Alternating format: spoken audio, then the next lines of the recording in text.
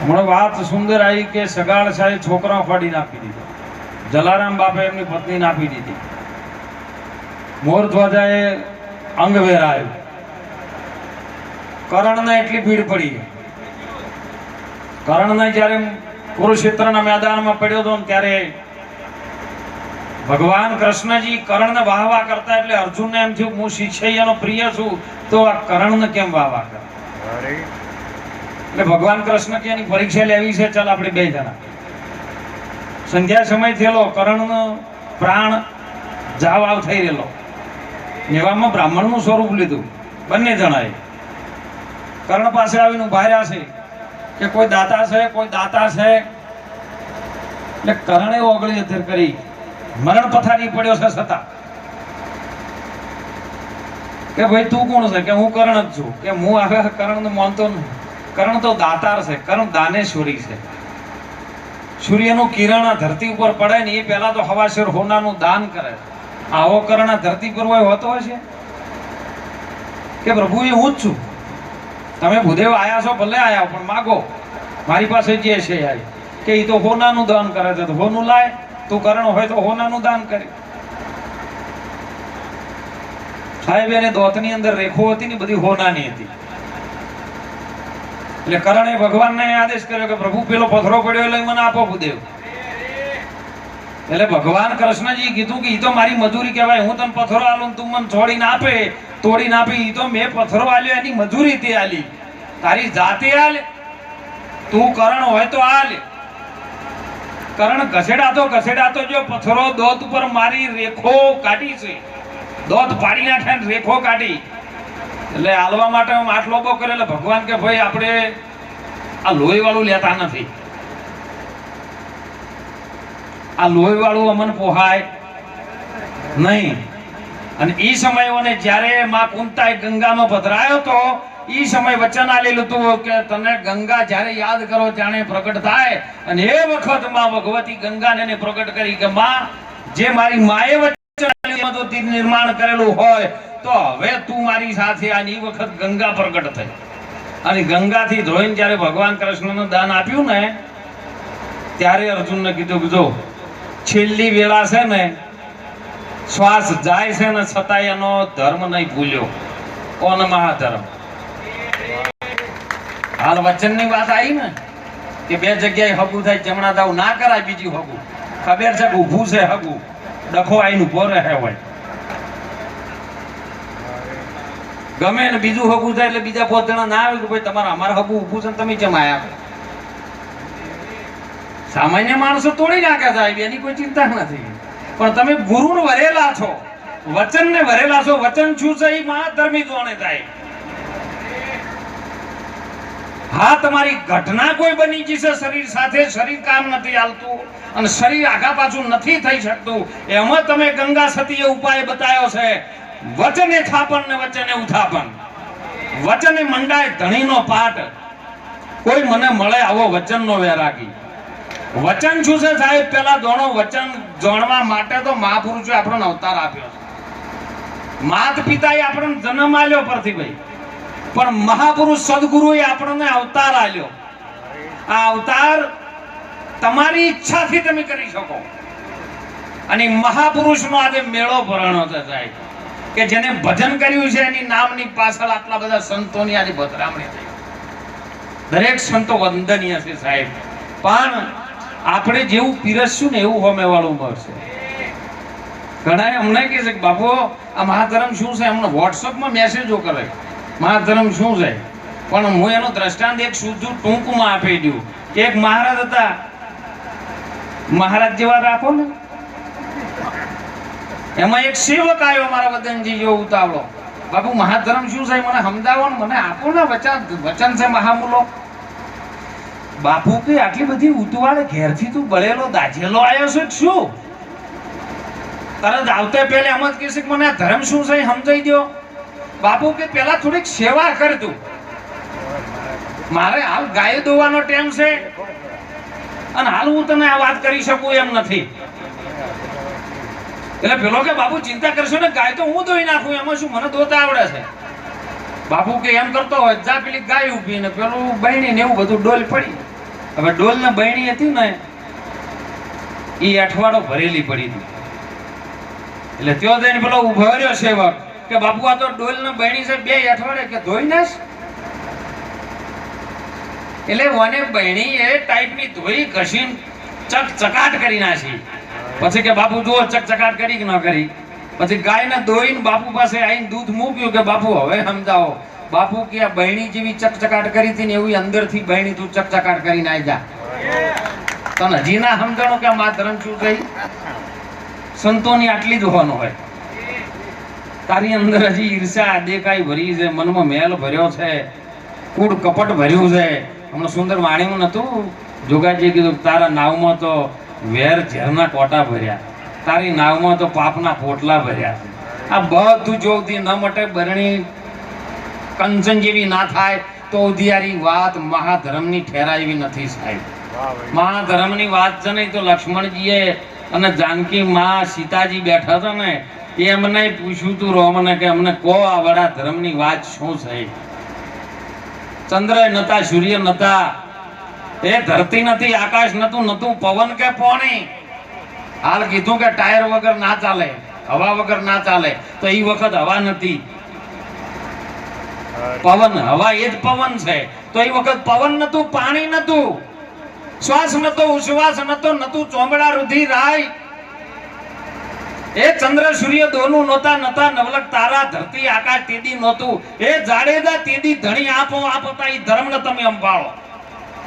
અને એ જ વાત હરજી ભાટીને રામદેવ પીરે કીધું, હરજી ધર્મ છે જૂનો, તમે એને આબાદ રાખીને બોલો. હું કહું તે સત વચને માલો. લિંગ ભાવનો તમે ભાવ મટાડો, બીજને ખીરનો કરો નિવેડો, સાબિત રાખો તમે દોણો. અરજી ભક્તિ કરો પણ ભગમ ભેદને જોણો. આ વાત અનાદિની પડી છે, કોઈ 40-50 વર્ષ પહેલાની નહીં ધનરાજભાઈ. અને એ વાત આપણા મહાપુરુષોની જો આ વાત જો સુધી જ્ઞાનમાં નહીં આવે ને તો સુધી આપણું કલ્યાણ નહીં થાય. એમ કહું, ભલે ગમે એટલું ભજન ગાવો, ભલે ગમે એટલી કથા કરો, કીર્તન કરો, જ્ઞાન પ્રાપ્ત કરો, જ્ઞાનથી કોઈ વળશે નહીં. તમે અમલમાં કેટલું મૂકો છો એના ઉપર આધાર છે. અમલમાં જે દાડો આવશે, આચરણમાં આવશે. હજી તો 50% તો એ જ ખબર નહીં કે આચરણ એટલે શું. હમણાં સુંદર વાત નથી કરી કે સીતા માતાએ કીધું કે આ પગ હારા કે આ પગ હારા. લક્ષ્મણજીએ જવાબ આપ્યો કે આચરણથી આચરણ શોભે છે. સુંદર વાત કરી છે. પણ આચરણ એટલે શું નક્કી કરવું પડે કે આચરણ કોને કહેવાય.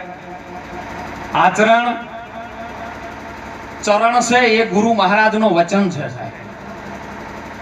આચરણ એ વચનની અંદર રહીને તમે જો કાર્ય કરો તો જ તમારો કલ્યાણ થાય એવું છે ને કે થાય એવું નથી થતા. અને વચને વર્યાય વિશ્વથી ન્યારા પૂજાય થને દેવો, રામ કૃષ્ણ જેવા ઝળકી રહ્યા જગતમાં પુરાણમાં દાખલો લેવો. એ વચને તો બ્રહ્માંડ રચાણું છે. વચને પવન ને પાણી, જો પાણી પવન પછી રચાણું છે. કબીર સાહેબ નું ભજન જ કે છે વચને બ્રહ્માંડ રચાણું, વચને પવન પાણી, સાત સમુદ્ર વચને રચાણા, વચને પૃથ્વી ઠેરાણી, તમે લેજો કોઈ આવું સત્ય વચન જોણી. ગુરુજીની ગતો છે ઘણી મોટી, કોક વિરલા જોગીએ જોણી. આ વાત ગુરુજીની છે, અગમ છે, પણ કોઈ એને વિરલા જોગીએ જાણી. સતવચન જેને ના જાણ્યું એને કર્યું જીવન ધૂળ ધાણી. તમે લેજો કોઈ સત્ય વચન. સત્ય વચન જાણવાનું છે. સત્ય વચન ને જાણવા વાળો એ પ્રગટ તું સત્ય છે. એ સત્યના આધારે હે મોટા મુનિવર સીધ્યા. મંડાણો જેદી નિજ ધર્મનો પાઠ હકે હાલો તમે વચને પાળો. ખરી વર્તીમાં આવીને પછી મેદાનમાં ખેલો. જોઈ લો પછી આ ભાવો છે. પ્રથમ યુગમાં પહેલાદજી સીધ્યા કરી સત્ય ધર્મની વાત, બીજી કોઈની નહીં. કોઈના મારા ગુરુની નહીં, તમારા ગુરુની નહીં, મારા સંપ્રદાયની નહીં, તમારા સંપ્રદાયની નહીં. અત્યારે તો અમારે કે ભાઈ અમારે સાહેબ વાળા મોટા, સાહેબ વાળા કે અમારે નિરોધ વાળા મોટા, નિરોધ વાળા કે અમારા સનાતન વાળા મોટા. હજી તમારો ડખો પડ્યો છે, પબ્લિક ને શું હાલ છો કો? પહેલા યુગમાં પાટ મંડાણો કરી સત્ય ધર્મની વાત. રાણી રત્નાવલી એમાં રોપ્યો ધન ધન ધર્મ નિજાર. જોવો ભાઈ, જોઈ લો આ ભાવનો મેળો. માતંગ ઋષિ ઘેર પાટ મંડાણો રચ્યો છે મોટો મહાજંગ. અત્યારે તો ઘેર ઘેર પાટ મંડો છે. મહિનો મોડ્યો નહીં પાટ કે તરત જ એક બીજું વધાર્યું. સ્ટેજ ઉપર જગ્યાએ ઓછી થઈ ગઈ. હવે મારા બિહાર વાંચો એ ગરદણી હંતાપ કરે છે કે માતંગ ઋષિ ઘેર પાટ મંડાણો રચ્યો મોટો મહાજંગ. એના દર્શનના કારણે નીકળ્યા સતી તારા ને હરિચંદ. જોઈ લો, ભજી લો, ભાવનો છે આ મેળો. બે જ આયા હો, બીજા કોઈ ના આયા નહીં. સતી તારામતી અને હરિચંદ્ર. હમણાં સુંદર વાત કરી છે સમરદાસ મહારાજ કે નર નારીનું હોય એક મતું તો સ્વર્ગાપુરમાં એનું થાય છતું. મીરાબાઈ ના રોણા મેળ આવ્યો તો એમ કો મને હેળો તો બોલો મીરા સ્વર્ગમાં જઈ નરકમાં જઈ? હવે તમે જવાબ આલો. એના માટે તો એની ઝેર મોકલ્યા હતા. એને બેન મેળ જ નતો આવ્યો. તુકારામ ને એમના ઘરવાળા નતો મેળ આવ્યો.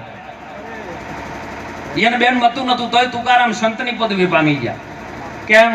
નર નારી ગોતો. હજી નર નારી કયો છે? તમે આ જાતિ પર ન આવતા સાહેબ. તમારી સુરતા છે નારી છે, શબ્દ છે નર છે. આ નર ને નારી નું એક મતું થાય તો શૂન્યમાં તમારું જતું થાય.